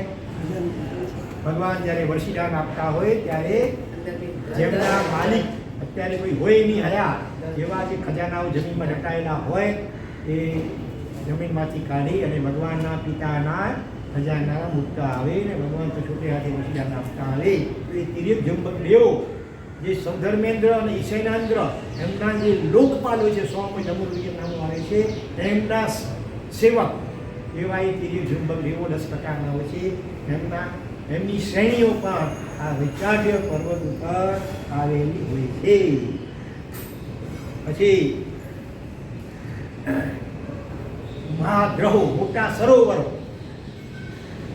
અહીંયા પદ્મદ્રહ આ લઘુમત ઉપર મહાહિમત ઉપર અહીંયા મહાપદ્મદ્રહ અહીંયા છે તિગીચ્છી દ્રહ અહીંયા છે કેસરી દ્રહ શું છે મહાપુંદરી ઉપર છે પુંદરી આવા ડબલ પ્રમાણવાળા વિરાટ વિશાળ મોટા ગ્રહો જેને આપણે સરોવરો કહીએ એ હોય છે. દરેકની ઉપર તે દેવી અધિષ્ઠાયકની હોય છે. જેમ કે અહીંયા પદ્મ સરોવરા પદ્મદ્રહ એની અધિષ્ઠાયિકા દેવી છે શ્રી. શ્રીનો અર્થ લક્ષ્મી પણ થાય પણ છતાં શ્રી અલગ છે લક્ષ્મી પાછી બીજી અલગ પણ આવશે શ્રી દેવી. પછી જે આ મહાપદ્મદ્રહ અહીંયા એની દેવી છે હ્રીંકાર. પછી આવે છે તિગીચ્છી દ્રહ અહીંયા તો એની અધિષ્ઠાય છે ધી એટલે બુદ્ધિ, દરેકની અધિષ્ઠાયિકા દેવી. પછી આવે છે પુંડરીક ગ્રહ, એની દેવી છે લક્ષ્મી. પછી મહાપુંડરીક ગ્રહ, એની બુદ્ધિ. જો ધી એટલે બુદ્ધિ અટકાય ભલે, અહીંયા નામ માત્ર લેવાના. બુદ્ધિ દેવીનું નામ છે. અને છેલ્લે અહીંયા આવે છે કીર્તિ દેવી. મોટી શાંતમાં આવે છે ને, આ કયા શબ્દો આવે છે? હા, લક્ષ્મી, કીર્તિ, કાંતિ, હા, કૃતિ, મતિ, કીર્તિ, કાંતિ, બુદ્ધિ, લક્ષ્મી, બેટા, આ બધા દેવીઓના ત્યાં પ્રાસાદો હોય અને ત્યાં દેવીઓ રહેતી હોય છે. બીજા પણ 10 એવા નાના નાના ગ્રહો પણ હોય છે. દેવપૂર્વ અને ઉત્તર પૂર્વમાં આવે છે. હવે મહાવિદેવમાં જે 32 ક્ષેત્રો છે ને, 32 વિજયો, એના નામ વગેરે પણ આપેલું છે. સૌથી પહેલા શરૂઆત અહીંથી થાય. આ 8 અહીંયા, 8 અહીંયા, 8 અહીંયા અને 8 અહીંયા, 8 ચોકો 32 વિજયો. સૌથી પહેલું અહીંયા આવે કચ્છ વિજય, એટલે કે નામ આમાં નકશામાં પણ લખેલા છે. કચ્છ, પછી સુકચ્છ, પછી મહાકચ્છ અને કચ્છાવતી. કચ્છ, સુકચ્છ, મહાકચ્છ અને કચ્છાવતી. પછી આવર્ત, મંગલાવર્ત, પુષ્કલાવર્ત અને 8મું વિજય કયો છે? 8મું વિજયનું નામ તો પ્રસિદ્ધ છે સૌનોમાં. પુંડરીકની તો નગરી છે. વિજયનું નામ સૌનોમાં આવે છે પુષ્કલાવતી. પુષ્કલવઈ વિજયે જયો એ સૌન. પુષ્કલવઈ એટલે પુષ્કલાવતી વિજય. એમાં પુંડરીકની નામની નગરી છે. ત્યાં ભગવાન સિમંદર સ્વામીનો જન્મ થયેલો. બરોબર, 8મા વિજયમાં. બાકીના 7 વિજયોમાં અત્યારે કોઈ તીર્થંકર નથી. પછી સિમંદર, પછી યુગમંદર સ્વામી બીજા, બરોબર ને? એ ક્યાં આવ્યા છે ખબર છે? એ 9મામાં નહીં, ના, 9મામાં તીર્થંકર છે. તીર્થંકર 9મામાં છે અને બીજા 2 અહીંયા છે, 24માં અને 25માં. આ જે 9 થી કરીને 16 અહીંયા, 17 થી કરીને 24 સુધી અહીંયા, અને 25 થી કરી અને 32 સુધી અહીંયા. આ અંકક્રમ પ્રમાણે છે. તો અહીંયા આ 2માં અને છેલ્લે આ 2માં, આ 4માં તીર્થંકર છે. બાકીના 28 જેમાં અત્યારે કોઈ તીર્થંકર નથી. પણ યુગમંદર સ્વામી 9મામાં નથી. યુગમંદર સ્વામી અહીંયા, આની સામે બિલકુલ અહીંયા, આ જમણી બાજુનો પૂર્વ માગણી કહેવાય, ડાબી બાજુનો પશ્ચિમ માગણી ક્ષેત્ર કહેવાય. તો કે આ 25મો જે વિજય છે, જેનું નામ શું છે? 25મા વિજયનું વપ્ર વિજય. બોલો, પુષ્કલાવતી વિજય 8મું, અને 25મો વપ્ર વિજય. અહીંયા છે યુગમંદર સ્વામી. પછી ત્રીજા બાહુ સ્વામી ક્યાં છે? 9મું, બરોબર, ના બાજુ વત્સ વિજય. વત્સ 9મું વિજય, ત્યાં બાહુ સ્વામી. અને ત્યાં સુબાહુ સ્વામી, ત્યાં 24માં, 24માનો નલિનાવતી. 24મું નલિનાવતી વિજય. આ રીતે આ 4 તીર્થંકરો જંબુદ્વીપમાં, ડબલ 8 તીર્થંકરો તાપ્તી ખંડમાં, અને 8 તીર્થંકરો અર્ધ પુષ્કરમાં, ટોટલ 20 તીર્થંકરો હાલમાં વિચરે છે. બરોબર, બધા નામ છે જો વત્સ, સુવત્સ, મહાવત્સ, વત્સાવતી, રમ્ય, રમ્યક, રમણીક અને મંગલાવત. આ બીજા 8 થયા. 8 × 16. હવે 17 થી 25, 24 નામ શું છે? સુપદ્મ, પદ્મ, સુપદ્મ, મહાપદ્મ, પદ્માવતી, શંખ, કુમુદ, નલિનાવતી. પછી છે વપ્ર, સુવપ્ર, મહાવપ્ર અને શું હશે? વપ્રાવતી. આ ચોક્કસ કામ પ્રમાણે છે. વપ્ર શું લગાડો? સુવપ્ર. પછી મહાવપ્ર અને છેલ્લે વતી લગાડવાનું, વપ્રાવતી. વલ્ગુ, સુવલ્ગુ, ગંધિલ અને ગંધિલાવતી. છેલ્લું 32 જાય છે ગંધિલાવતી. દરેકની લંબાઈ, પહોળાઈ, ક્ષેત્રફળ ઘણું વર્ણન વિસ્તારથી ભેટનદીમાં આપેલું છે. અને છેલ્લે નદીઓની વાત કરીએ. નદીઓ ટોટલ કેટલી નદીઓ છે? 14 લાખ અને કેટલા હજાર? 56,000 નદીઓ. આ શાશ્વતી નદીઓ આપણી દેખ્યા અને તાપી નદીને, ફલાણી નદીને, એ નદીઓ તો કાંઈ નહીં વિચારી, તો નાનકડા વપરા ગણાય એની આગળ. શાશ્વતી મહાનદીઓ, બરોબર. ગંગા અને સિંધુ આ જે છે નદીઓ, એ પણ હમણાં આપણે અહીંયા છે, આ કાશી પાસેની ગંગા અને સિંધુ નદી, એ નદી આ તો અશાશ્વતી નદીઓ છે. છઠ્ઠારામાં તો આ બિચારીઓ ક્યાંય હળદ થઈ જશે. પણ શાશ્વતી મહાનદીઓ, અને એક એક નદીની અંદર કોઈકમાં 14,000 બીજી નદીઓ, બીજી ક્યાંક 28,000 નદીઓ, કોઈક નદીમાં 26,000, 56,000, કોઈકમાં 84,000, અને છેલ્લે આ મહાવીરમાં બે મોટી નદીઓ, જે અહીંયા સીતા નદી આ છે સીતોલા, બ્લુ કલરને પટ્ટો આખો સીતા અને સીતોલા, એમાં 5,32,000 બીજી નાની નદીઓ, એમાં એ બધી પણ શાસનની નદીઓ, નાની એટલે આપણા જેવી નહીં, ઘણી મોટી હોય, તો એ બધી નદીઓ એમાં મળતી હોય. બધાનો સરવાળો કરીએ તો 14,56,700 નદીઓ અને મહાનદીઓ આ જંબુ દ્વીપની અંદર આવેલી છે. કેટલું પાણી હશે, કેટલા પાણીના ટીપા હશે? હા, આવી મહાનદીઓ, એમાં જેટલું પાણી એના કરતાં કંઈક ઘણું માતાનું દૂધ આપણે પી આવ્યા છીએ ભૂતકાળના અનંત ભવોમાં. આ નદીઓ તો નાની પડે, સમુદ્રો મોટા મોટા સમુદ્રો પર જેની આગળ નાના પડે એટલું બધું દૂધ માતાનું આપણે અનંત ભવોમાં પીધું છે. અને આપણા વિયોગ, આપણું મૃત્યુ થતાં માતાઓ જે રડી છે ને, આંસુ પણ ભેગા કરવામાં આવે. ઘણી વાર એવું બને, માતા વડીલો બેઠા હોય, નાનાઓ ચાલે જતા હોય, તો એ આંસુ પણ એટલા સ્વયંભૂરમણ સમુદ્ર પર નાનો પડે એટલા આંસુ, એટલી માતાઓ, એટલા માતા પિતા, એટલા અનંત અનંત ભવો આપણે ભૂતકાળમાં કર્યા છીએ, ભટક્યા છીએ, રખડ્યા છીએ. જેના કારણે એક જ ભૂલ, કઈ ભૂલ, કયું પાપ, કયો દોષ, એક તો એક, આમ તો ઘણા બધા દોષો છે. એક કેવું હોય તો એટલે કે અજ્ઞાન. કયું શેનું અજ્ઞાન? પોતાના વિષયનું અજ્ઞાન. બીજું આડું બધું ઘણું જાણ્યું, ઘણી ડિગ્રીઓ પણ લીધી, ડબલ ગ્રેજ્યુએટ થયા અને પીએચડી થયા ને, એની વાત નથી, એ જ્ઞાનની વાત નથી, વ્યવહારિક જ્ઞાનની વાત નથી. પોતાના સ્વરૂપનું અજ્ઞાન, પોતાને ઓળખ્યો નહીં, અનુભવ્યો નહીં, માટે આ રખડપટ્ટી છે. અને એનો અંત પણ ક્યારે આવશે? પોતાને ઓળખવાથી જ આવશે. જે કંઈ પણ નાની મોટી આરાધનાઓ કરીએ છીએ એની પાછળ પણ લક્ષ્ય આ હોવું ઘટે. રોજ થોડો સમય વચ્ચે જ્યારે સમય મળે, શાંત બેસી ત્યાં મુદ્રામાં અંદરમાં અંતર નિરીક્ષણ કરવાનો પુરુષાર્થ કરતા રહેવું જોઈએ. ભલે 5-10 મિનિટ, 5 કલાક, 2 કલાક, જ્યારે જેવો સમય મળે એ રીતે શાંત થઈને અંદરમાં બધા શું અનુભવ થઈ રહ્યો છે એના સાક્ષી બનવાનો અભ્યાસ. જેમ જેમ પછી એમાં પકડ આવતી જાય, એમાં જામતું જાય, મજા આવતી જાય, એનું ઉતરતો જાય જીવ, તો કોઈ ગમ્ય ક્ષણે નિર્વિકલ્પ સ્થિતિ દ્વારા પોતાના શ્રી આનંદમય, પરમ આનંદમય સ્વરૂપની ઝલક મળે શરૂઆતમાં એનીના જમતા આવે જેવી. પણ ધીરે ધીરે પછી આગળ પુરુષાર્થ થતો જાય અને વધુ એ વધુ ફરી એ અનુભવ પણ થવા લાગી જાય. અને સાચો મોક્ષ માર્ગ આ અંદરમાં છે. બરોબર, આપણે અંદરમાં રહી શકતા નથી એટલે પછી નાની ભગવંતોએ આ અશુભમાં ન ચાલ્યા જઈએ સંસાર આપણા વિચારવાની વર્તનમાં. એટલે આપણે શુભ આરાધનાઓ આ બધી બતાવી છે. પણ એમાં જો અટકી રહ્યા માત્ર શુભ આરાધનાઓમાં તો પુણ્ય બંધાશે, એનાથી સ્વર્ગ ભલે એકાદ વાર મળી જશે, ત્યાંથી સીધા પૃથ્વી કાય અપકાયને વનસ્પતિ કાયની ગતિઓ મોઢું ફાડીને જાણે બેઠી આપણી રાહ જોઈને. એટલે બાહ્ય આરાધનાઓ છોડવાની નથી, ચાલુ જ રાખવાની છે. પણ એની સાથે લક્ષ્ય ક્લિયર કરવાનો છે કે આ બધું કરવા દ્વારા ચિત્ત શુદ્ધિ થાય. ભૂત ભવિષ્યમાં ચિત્ત ભટકી રહ્યું છે એટલે વર્તમાનમાં કહેવાય. અને એમ કરતાં વચ્ચે નિર્વિકલ્પ થવાનો પણ અભ્યાસ ચાલુ રાખવો જોઈશે, આત્માના અનુભવના લક્ષ્યપૂર્વકનો.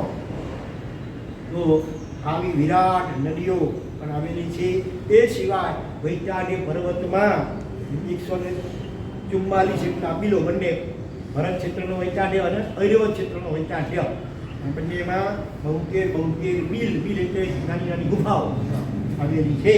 ત્યારે 5મા આરાના અંતે બધું ખેડાણ થશે. 6ઠ્ઠા આરામાં ભયંકર દિવસે તો ગરમી અને રાત્રે ભયંકરમાં ભયંકર ઠંડી. તો એ વખતે બધા મનુષ્યો થોડાક બચ્યા, મોટાભાગનો નાશ પામી ગયા છે, થોડા ઘણા બચ્યા હશે એ પણ આ બિલોમાં ગુફાઓમાં ભરાઈ રહેશે. પશુઓ જેવું લગભગ જીવન હશે બધું. અને હા, એ સિવાય 56 અંતર્દ્વીપ અહીંયા ક્યાં આવેલા છે એક જરા સમજી લઈએ. તો આ જે લઘુ હિમવંત પર્વત છે એની કેટલીક જમીન, જો આ બ્લુ કલરના દેખાય છે ને, એક અહીંયા બે દાઢા કહેવાય, દાઢ. એવી તો ઓલી બાજુ પણ આ પીળા કલરમાં દેખાય છે, 1 અને 2. આ 2 ની 4 દાઢા અહીંયા થઈ. એવી રીતે બીજી 4 દાઢા આ જે ઉપર પર્વત છે શિખરી પર્વત, એની પણ આ પીળા કલર, એક આ અને બીજી ત્યાં. લવણ સમુદ્રની અંદર જમીનનો કેટલો ભાગ અંદર ચાલ્યો ગયો છે આ બંને પર્વતોનો, પણ પાણીથી અધર ઉપર છે અને ત્યાં એક ઉપર 7 8 દાઢા, એક ઉપર 7 અંતરદ્વીપો, 8 ગુણ્યા 7 કરીએ તો 56 થાય, 56 અંતરદ્વીપો, બરોબર. કોઈ 300 યોજન 400 લખેલા છે આંકડા બધા, 300 400 500 600 700 800 એટલા યોજનના વિસ્તારવાળા આ બધા અંતરદ્વીપો છે.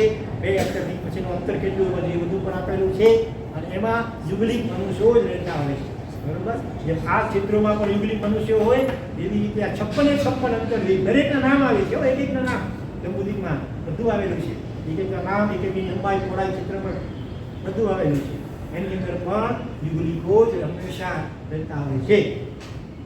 તો એ 56 અંતરદ્વીપ. એ સિવાય અહીંયા આ જગતી કિલ્લો, આખા જંબુદ્વીપને આ ફરતો ગોળાકારે મોટો કિલ્લો, કોટ જેને કહેવામાં આવે, બરોબર. એ યોજનમાં 12 નીચે જમીન 12 યોજન એની પહોળાઈ, દિવાલ મોટી દિવાલ સમજી લો ચારેય બાજુ રાઉન્ડ, અને ઉપર 4 યોજન દિવાલ આમ પાતળી થતી જાય કિલ્લો. ઉપર 8 યોજનની પહોળાઈ છે, નીચે 12 યોજન પહોળો, ઉપર 8 યોજનની પહોળાઈ અને આમ 8 યોજનની એની ઊંચાઈ છે, ઉપર 4 યોજનની પહોળાઈ છે, નીચે મૂળમાં 12 યોજનની પહોળાઈ.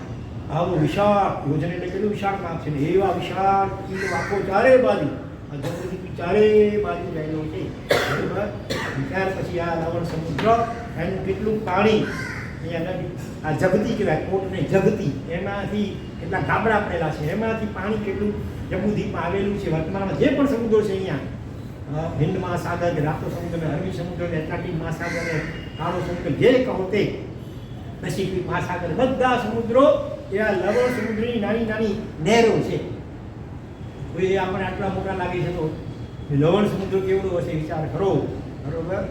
પછી આ 4 પાતાળ પડછાવ બતાવ્યા, એક અહીંયા 1 2 3 અને 4 હજાર યોજન નીચા અને એટલા કોળા ઊંડા, નીચેના ભાગમાં હવા હોય, ઉપર એટલા ભાગમાં પાણી હોય, નીચેથી હવાની ધક્કો લાગે એટલે પાણી બધું બહાર આવે, ત્યારે ભરતી થાય, વળી પાછળ પવન સંકોચાય, આની અંદર જાય એટલે કોટ થાય, અને એની આજુબાજુમાં નાના નાના ઘણા બીજા હજારોની સંખ્યામાં નાના લઘુ પાતાળ પડછાવો પણ છે. સાથે સાથે આ પર્વતો બીજા બતાવે છે, વિલંદર અનુવિલંદર પર્વત. લવણ સમુદ્રમાં જે પાણીની શિખા 16,000 યોજન ઉપર છે ને, એને અટકાવનારા દેવતાઓ નાગકુમાર, એને રહેવા માટેના આવા સ્થાનો આ વિલંદર પર્વતો જે લવણ સમુદ્રમાં અને અનુવિલંદર પર્વતો, ત્યાં એમના આવા સ્થાનો છે. ઘણી ઘણી આવી બધી બાબતો છે. આપણે હવે શું ખ્યાલ રાખવાનું છે, ત્યાં ભરત ક્ષેત્રમાંથી આપણે ક્યાં પહોંચવાનું છે, મહાવિદ્ય ક્ષેત્રમાં. ભગવાન 4 તો અહીંયા વિતરે છે, ટોટલ તો 20 વિતરે છે, પણ એમાં આપણા ભરત ક્ષેત્ર સાથે વધારે આપણે ઋણાનુબંધ કયા ભગવાન સાથે છે, પહેલા શ્રીમંદર સ્વામી ભગવાન સાથે છે. તો એની આપણે રોજ ભાવના ભાવીએ, રોજ એમનો જાપ કરીએ, સૌના પૂજા ભક્તિ વગેરે કરીએ, અને જીવન પર એવું પાછું જીવીએ, ગુણવાન, ભક્તિમય, નમ્રતાવાળું, વિનયવાળું અનેક ગુણો કેળવીએ, તો ભગવાન શ્રીમંદર સ્વામી પાસે પણ આપણો જન્મ થઈ શકે, ભગવાનના વરદસ્તે નાની ઉંમરથી ચારિત્ર ભરી શકે, ભગવાનની રોજ દેશના સાંભળવા મળે, વૈરાગ્ય થાય, દીક્ષા મળે, અને સાધના કરી ગાતી કર્મનો ક્ષય કરી કેવળ જ્ઞાન પામીને ફલસરમાં મુક્તિકામી બનીએ. એની પૂર્વ તૈયારી આપણે આ ભાવમાં અત્યારથી જ કરવાની છે. તો ચાલો થોડીક વાર માટે આપણે ભગવાન શ્રીમંદર સ્વામીનો જાપ કરીએ, પણ એનાથી પહેલાં યાદ કરી લઈ જઈએ કોને કે ભગવાન ત્યાં કોણ ગયા હતા, યાદ છે કોઈ દાખલો? હા, યક્ષા નામના સાધ્વીજી, સોલીભદ્ર શ્રીયકના 7 બહેનોમાંના મોટા બેન, બરોબર, દેવતાની સહાયથી ગયા હતા ભગવાન શ્રીમંદર સ્વામી પાસે. પોતાના ભાઈ શ્રીયકને એમણે પરીક્ષણમાં સમસ્યાના ઉપવાસ કરાવ્યો, ધીરે ધીરે અને આયુષ્ય પૂરું થયું, ગાંધીજીને આઘાત લાગ્યો, ત્યારે હું નિમિત્ત બની એટલે સમાધાન મેળવવા માટે દેવતા સકળ સંગે કૌશિક કર્યો, શાસન દેવતા આવે છે અને રક્ષા સાધીને લઈ જાય છે ભગવાન શ્રીમંદર સ્વામી પાસે. ભગવાને કહ્યું તમે નિર્દોષ છો, એમનું આયુષ્ય એટલું જ હતું, એથી ભૂખ થવાનો હતો. પછી ભગવાને 4 ચુલિકા ઉપદેશ આપ્યો ભરત ક્ષેત્ર આપણા જેવા જીવો માટે, જે અત્યારે બે ચુલિકા દસવિકારી સૂત્રના અંતે છે અને બે ચુલિકા આચારાંગ સૂત્રને અંતે અત્યારે મૂકવામાં આવેલ છે. બરોબર. ભગવાન સિમંદર સ્વામીનો આપણા માટેનો સંદેશો હવે વાંચવા માટે તમારે લેવું પડે, લેવું પડે. બરોબર. પછી બીજા કોણ ગયા હતા? હા, દિગંબરોમાં ખાસ જે વખણાય છે કુંદ ગુંડાચાર્ય, લગભગ 7 દિવસ પ્રાય કહેવાય છે ત્યાં પન્યાસ પ્રવચી અભય સાગરજી મહારાજ પણ દેવતાની સહાયથી ત્યાં ગયા હતા, પણ ભગવાનના દર્શન નથી શક્યા, પણ સમોસાના દર્શન તો તેમણે પણ કર્યા. ભગવાનને આવવાની વાર હતી અને દેવતા કે મારો સમય, મારી લિમિટ પૂરી થઈ ગઈ છે, એનામાંથી ઉપરી પણ હોય, ઇન્દ્રલિંગની આજ્ઞા હોય એ પ્રમાણે કરી શકો, તમે તેમ ન કરી શકી દેવતાઓ પણ. મહાવીર ક્ષેત્ર અને સમોસણ ભગવાન એના દર્શન કર્યા. પછી હજી કોઈ યાદ આવે છે? પાટણ વાવના એના દેવ મેઘનાદ, મેઘનાદ દેવ. બરોબર. યાદ આવે છે? નથી આવતું? મેં વાત નથી કરી, ચોમાસા નથી કરી વાત અહીંયા ના પડે છે. 17 વર્ષની ઉંમરમાં એક છોકરો કાંતિલાલ જેનું નામ અચાનક ગુજરી જાય છે અને એની અંતિમ વિધિ કઈ મરણોત્તર ક્રિયા ચાલતી હતી. એના કાકાઈ ભાઈ અત્યારે છે, લલિતભાઈ નામ છે, રાજકોટમાં રહે છે. એમણે વિધિકારીને પૂછ્યું કે મારે એનો સંપર્ક કરવો થઈ શકે? તો કે થોડી શક્ય, જો દેવગતિમાં ગયેલ હોય તો સંપર્ક થઈ શકે. કેવી રીતે? તો કે આ દીવો બળે છે, એની જ્યોત ઉપર તમે ત્રાટક કરો, સ્થિર દ્રષ્ટિ જો અને અંદરમાં ભાવને પ્રાર્થના કરો. હવે યાદ આવે છે? હવે યાદ આવે જો. એ વ્યંતર નિકાયમાં, ભૂત નિકાયમાં દેવ તરીકે ઉત્પન્ન થયેલ છે. એનું નામ છે મેઘનાદ. પહેલા નામ હતું કાંતિલાલભાઈ, હવે નામ છે મેઘનાદ. અરે આ ગયા લો ભગવાન. પછી કોણ? તો પછી ધીરે ધીરે વાતચીત થવા લાગી, કોકના શરીરમાં પ્રવેશ કરી દેખા. પછી લલિતભાઈ પ્રેરણાથી એ માવડી ક્ષેત્રમાં ગયા, ભગવાનની દેશના સાંભળી. પછી એવું ઘેરું લાગ્યું ભગવાનની દેશનાનું, રોજ નિયમિત સાંભળવા લાગ્યા. એટલું જ નહીં, ભગવાનની દેશનાની લાઈવ રનિંગ કોમેન્ટ્રી 3 વર્ષ સુધી લાગડ રોજ રાતના કેટલા વાગે? 11 ઉપર કેટલી મિનિટ? 5 મિનિટ થાય ભારતમાં, ત્યારે ત્યાં ભગવાનની દેશના ભૂત થાય 3 કલાક સુધી ચાલે કરી દેશના. એ દેશનાની લાઈવ રનિંગ કોમેન્ટ્રી આ મેઘનાદ દેવ આપે. બરોબર. જેમાં ક્રિકેટની કોમેન્ટ્રી હોય ને એવી રીતે કે અત્યારે ભગવાન આ વિષય ઉપર દેશના આપી રહ્યા છે, ભગવાન આ દૃષ્ટાંત આપી રહ્યા છે, ભગવાનને અમુક કોઈ આવો પ્રશ્ન પૂછેલો છે, ભગવાન એનો આવા પ્રકાર ઉત્તર આપી રહ્યા છે. આ રીતે 3 વર્ષ સુધી ચાલ્યું. અનેક લોકો સાંભળે, આપણા જે ત્યાં હાજર હોય પાટણ વાવમાં એ બધા સાંભળી શકે એવી રીતે 3 વર્ષ ચાલ્યું આવો. અત્યારે હવે પ્રક્રિયા બંધ છે. હા, અત્યારે પછી તો રોજ દેવતા સાથે પ્રશ્નોત્તરી થાય.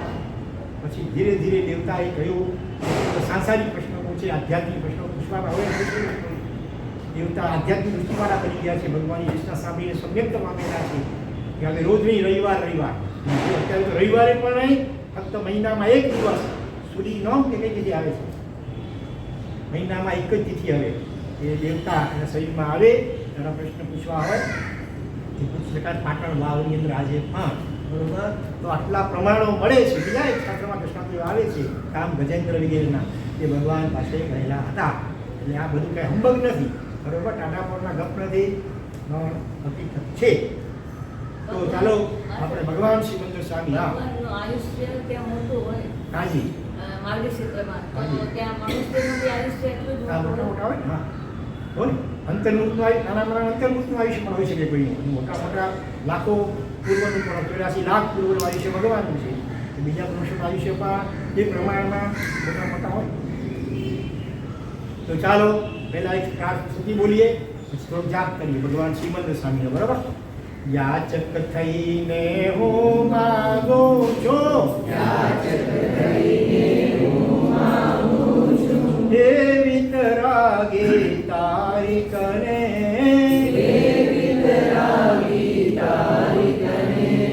મહાવિદેહ ક્ષેત્રમાં મારે જાઉં, શ્રી સિમંદર સ્વામી કને, 8 વર્ષની વય થતા હું, 8 વર્ષની વય થતા સંયમ લેવો સ્વામી કને,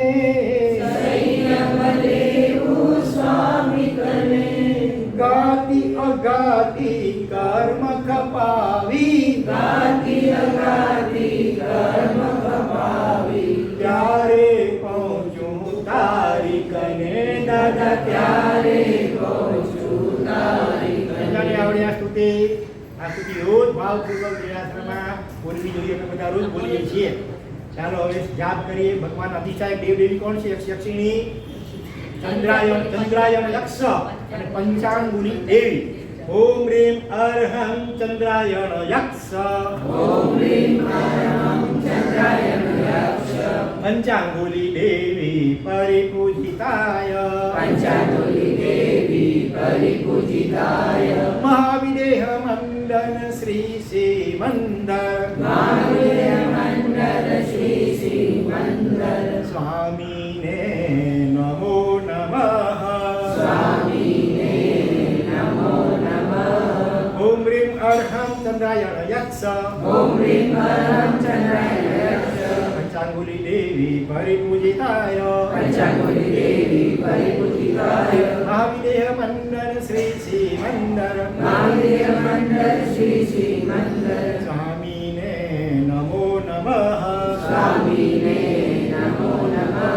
નમો નમઃ, નમો નમઃ. શ્રીમંદર સ્વામીને નમો નમઃ. નમો નમઃ, નમો નમઃ. શ્રીમંદર સ્વામીને નમો નમઃ. ઓમ રીમ શ્રીમ અર્હં શ્રી, શ્રીમંદર સ્વામીને નમો નમઃ. ઓમ રીમ શ્રીમ અર્હં શ્રી, શ્રીમંદર સ્વામીને નમો નમઃ. ઓમ રીમ અર્હં શ્રી શ્રીમંદર સ્વામીને નમો નમઃ.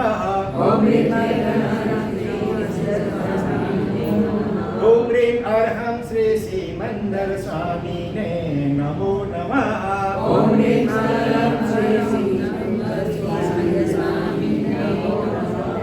ઓમ રીમ અર્હં શ્રી શ્રીમંદર, ઓમ રીમ સ્વામીને નમો નમઃ. ઓમ રીમ અર્હં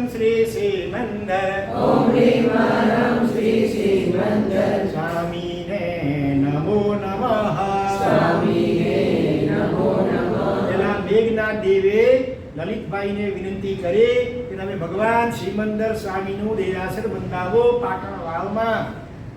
લલિતભાઈ કહે છે મારી તો એટલી શક્તિ એ ગજું નથી, ગામમાં જૈનના ઘર તો હોય એક એમનું ને એક બીજું, એ પણ સામાન્ય સ્થિતિવાળું, એટલે શક્ય નથી. દેવતા કે ચિંતા ન કરો, અમે બેઠા છીએ, તમે કામ શરૂ કરો.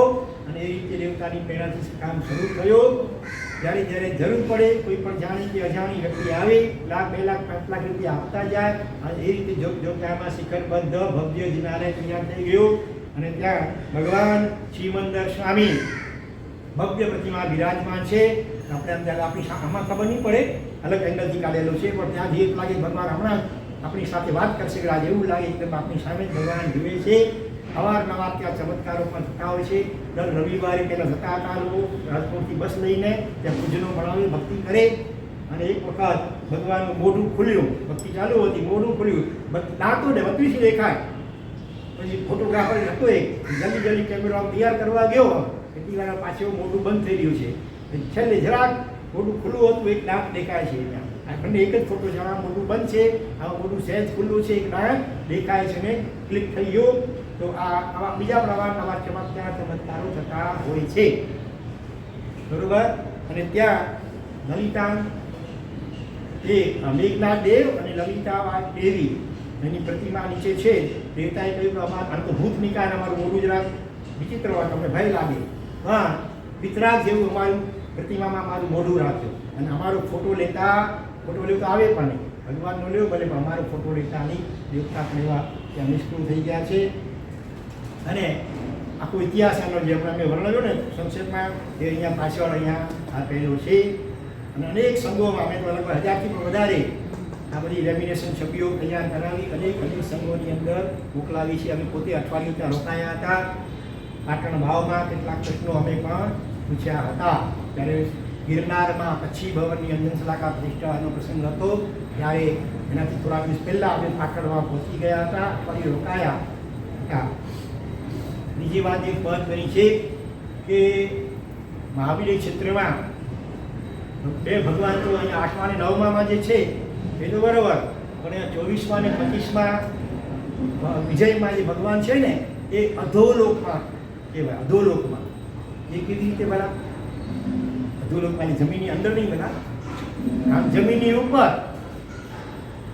જો તીર્છાલોકની ગણતરી ક્યાંથી થાય? સમભૂતલા પૃથ્વી, મેરુ પર્વતની તળેટીમાં સમભૂતલા સપાટ પૃથ્વી હોય ને ત્યાંથી ઉપર ઊંચાઈ કે નીચાઈના માપની ગણતરી થાય. તો અહીંથી આ પશ્ચિમ મહાવીર ક્ષેત્રની જમીન છે ને આમ ઢાળવાળી છે એકદમ. અહીંયા મેરુ પર સપાટ પૃથ્વી છે, અહીંથી આમ ઢાળવાળી એ ઢળતી છે.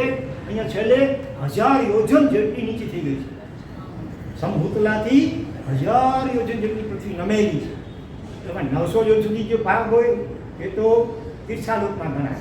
છેલ્લા જે 100 યોજન હોય ને 900થી વધારે નીચે શેમાં ગણાય?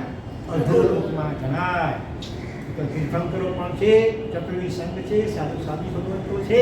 તો નમો લોએ સબ સાધુન બોલીએ લોકમાં રહેલા, લોક એટલે ત્રણેય લોકમાં રહેલા સર્વે સાધુ સાધુ ભગવંતો નમસ્કાર. તો અધોલોકમાં પણ છે, એવી રીતે ઉર્ધ્વલોકની અંદર પણ મેરુ પર્વતની ઉપર જે વનો છે સોમનાથ વગેરે ત્યાં પણ જંગાચરણ કે વિદ્યાચરણ મુનિવરો સાધના કરવા માટે જતા હોય તો એ ઉર્ધ્વલોકમાં પણ ગણાય. એ રીતે ત્રણેય લોકમાં 5 મહાવીર ક્ષેત્રમાં બધામાં 4 ભગવાન છે. હા, દરેક મહાવીરમાં 4 ભગવાન અત્યારે છે. પણ એક સમય એવો પણ આવે છે જ્યારે 32 એ મહાવીરના વિશે અને ભરત થઈ રહ્યો 34 ને એવી 34 ગુણ્યા 5 170. દરેક ક્ષેત્રમાં એક જ તીર્થંકર હોય. ક્યારે હોય? અવસર્પિણી કાળના બીજા તીર્થંકર સમયમાં, ઉત્સર્પિણી કાળના 23મા તીર્થંકરના સમયમાં આવું થતું હોય છે. બરોબર? વિશેષ અગ્રે વર્તમાન નિરાંતર બોલાવી માર્ગે મિચ્છામિ દુક્કડમ. ઓમ શાંતિ શાંતિ શાંતિ. ત્રણેય લોકના સર્વે જીવોનો કલ્યાણ મંગળ અને શીઘ્ર મોક્ષ થાઓ એવી મંગલ ભાવના પૂર્વક નમો અરિહંતાણામ નમો આયર્યાણામ નમો લો એ સબ સાહુણામ સબ પાવપણાસરો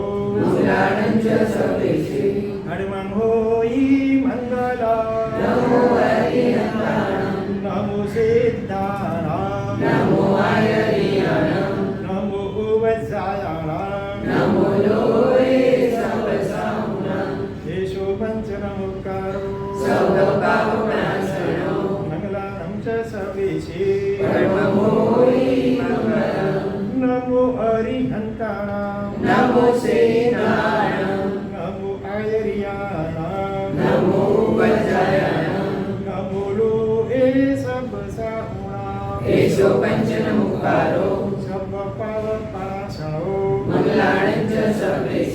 હનુમં હોઈ મંગલમ. આજે બુધવાર છે, પરમ વિશેષ શુક્રવાર છે.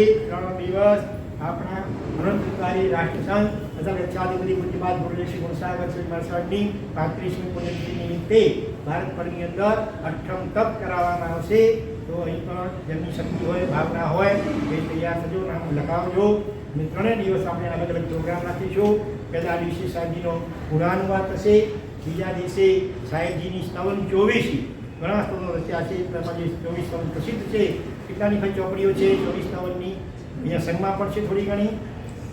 તો એની આપણે ઇનામી હાઉઝી સ્તવનની ઇનામી અવધિ રાખીશું. અને ત્રીજે દિવસે રવિવાર આવશે ત્યારે શત્રુંજયની ભાવયાત્રા સંગીતની સાથે, બરોબર. શત્રુંજય પ્રેમી એવા નરેન્દ્રભાઈ પાવલાથી આવશે અને સરસ રીતે કરાવશે. આ ત્રણેય દિવસનો આ રીતે કાર્યક્રમ રહેશે.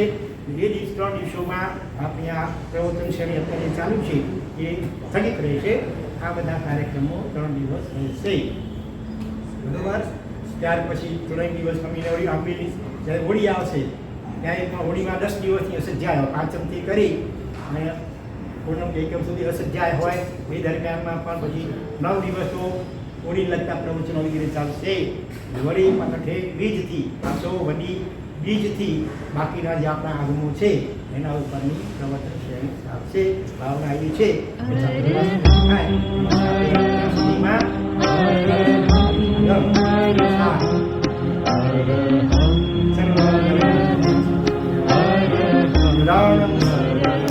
જય નારાયણ.